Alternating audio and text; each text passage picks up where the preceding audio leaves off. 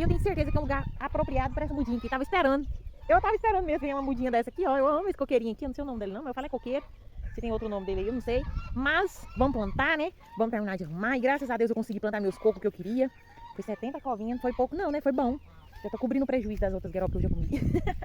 Tô brincando, gente. E pra falar em gueroba, as guerobas aqui de casa, eu não sei, na casa de vocês, tá dando uma broca de cima pra baixo assim, gente, come a bicha e fica um fedor, não presta. De jeito nenhum. Perdeu, foi muita gueroba de jeito aqui, umas guerobona boa de mandar pra dentro. Perdeu. E vamos plantar essa muda de gueroba aqui, de coqueira aqui comigo. E vamos no nosso domingo ser extraordinário de milhões, gente.